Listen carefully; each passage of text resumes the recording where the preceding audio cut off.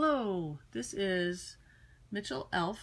This year is Adaptations, and our unit is Seed Dispersal, and this is Center 2, Seeking Seeds, Outdoor Scavenger Hunt. This is the outdoor center, and it's super important to try to include this center even if it's raining a little bit or the weather's not great, because it's important to get the students outside to observe and apply what they're learning in the classroom for this unit.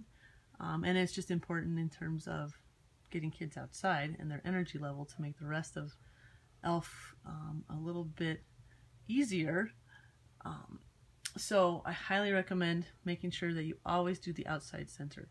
If you're new to ELF, the ELF bins are found in the ELF closet, which is downstairs at Mitchell, and they have inside of them all the things you should need. All these other things that I've laid out here will be in there to run your particular center. On the lid, we always put the outline for that center. So this lid has Center 2 outline on it. And it tells you what should be in this bin. And please make sure when you're done that you clean up your bin and put it back together as neat or even neater than you found it. That makes it really great for the next volunteer that's coming in. So the outdoor center, Seeking Seeds Outdoor Scavenger Hunt, Center 2, is all about having the kids find seeds outside and learning how they are adapted to help them disperse. So before you go outside, you'll need to have a discussion with the kids about guidelines for appropriate behavior, staying with the group, not running, not making lots of noise because other classes are in session, and staying on school grounds because we are not allowed to go off school grounds for any part of ELF. In this unit, there's a folder full of seed hunt cards. And so each student, if they're older, or you could put them in groups, or you could just be the leader of the whole group if they're younger, will get a clipboard and a seed hunt card. And you're going to go outside and have the kids try to see if they can find seeds that can blow, a hairy seed, a seed head with more than 20, seeds with hooks, seeds that animals might eat, and seeds that move on the wind. And if they find them, they can use a dry erase marker and check off the box. And you could spend, I don't know, probably 5 or so minutes looking around for seeds, maybe more than that, depending on how many you're finding. And you can also have the kids in their take magnifying glasses to examine the seeds as they find them and check them off on that list. Once they've spent some time finding their seeds in their seed hunt card, you can have them sit down. I forgot to mention the seed map that tells you some areas where we're suggesting you go.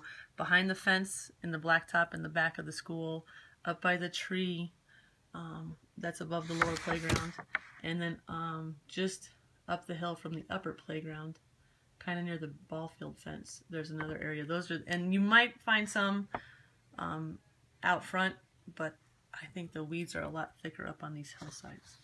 So there's our map guideline. Anyhow, after you have filled out the seed hunt card and maybe sit down and talk about why they thought different seeds had different adaptations, you can move on to the next part, which is having students put socks on their hands or over their shoes.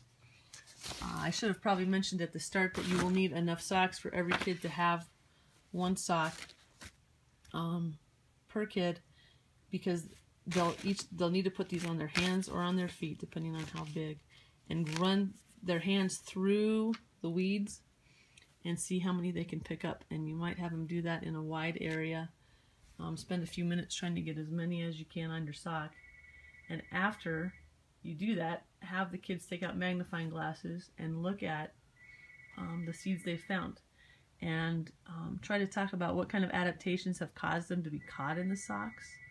Have them look at the texture and the shape of the seeds. Talk about if there's hooks or barbs on the seeds. And then you could even, for some of the older grades, go as far as talking about how burdock seed cases were what inspired the invention of Velcro. And you might have them discuss why something like that would inspire the idea of Velcro.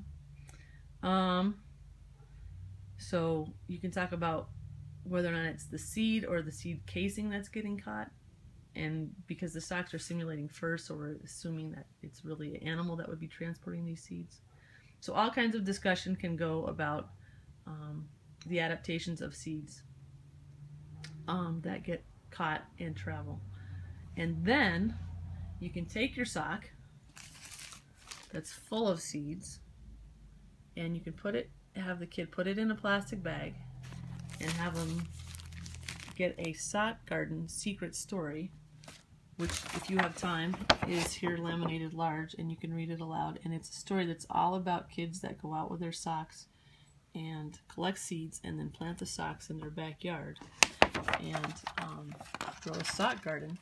So these sheets are found in an envelope in the Center 2 bin. If you get low, you can make more copies. The copy code is 19540. And someone can help you do that up there. Usually there are paraprofessionals that could help you. And you'll put the sock and the folded up story, and the kids can take that home, and then they have a really great discussion point to tell what they learned in ELF and what they did, and could even sit down and read the story with their parents, because it's a pretty neat story. So that's Center 2 in a nutshell. Super, super important to get enough socks for every kid to have their own.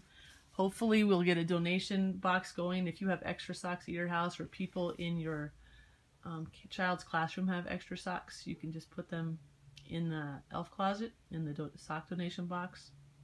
Again, every kid needs one sock. So